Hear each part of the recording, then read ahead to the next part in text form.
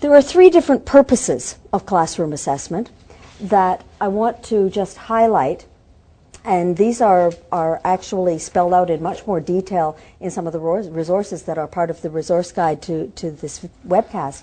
But the three purposes are assessment for learning, assessment as learning, and assessment of learning.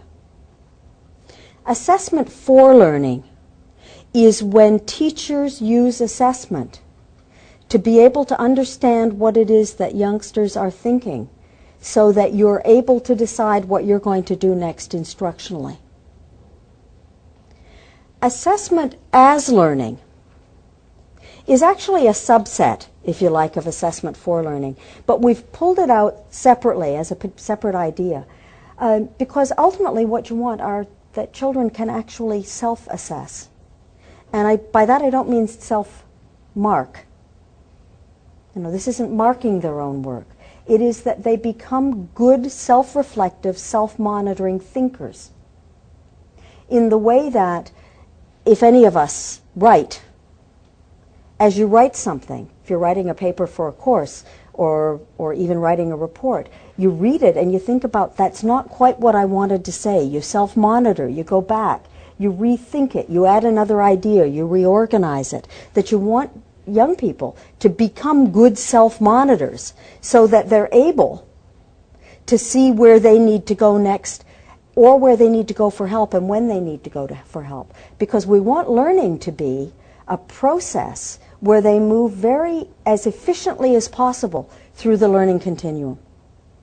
We don't want kids to be stuck in misconceptions, misunderstandings, or inappropriate understandings of what it is they're trying to become knowledgeable about.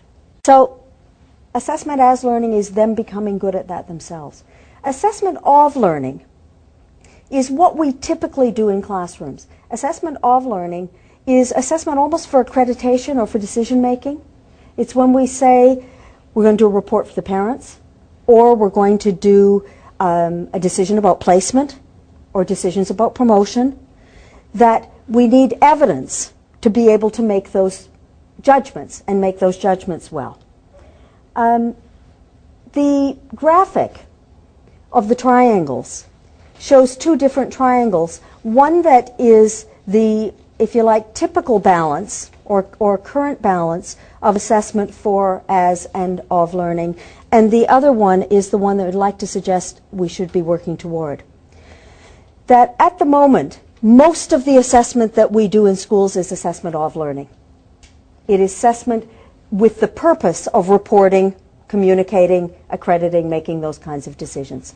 That most teachers do assessment for learning, as in they collect information about how kids are learning various concepts, often done informally, but you do it in order to decide what you're going to do next.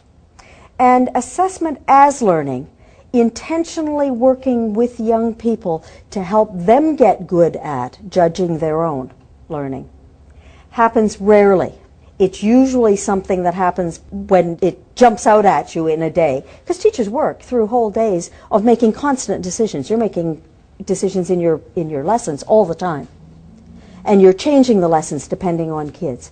What you may not be doing is working intentionally to create in them that capacity and the automaticity in monitoring their own work, thinking about where they need to go next, asking for help or getting help in a variety of ways. So I like to think that the balance should actually flip on its head, that assessment as learning should be the biggest part of the pyramid, that assessment for learning should sit on top of that, and that assessment of learning should actually happen fairly rarely. It may include a lot of evidence from across a whole term or a whole unit of work. It's not that you don't pay attention to all of the information you collect. It's that each time you do assessment, it is not a decision point. It can be a learning point.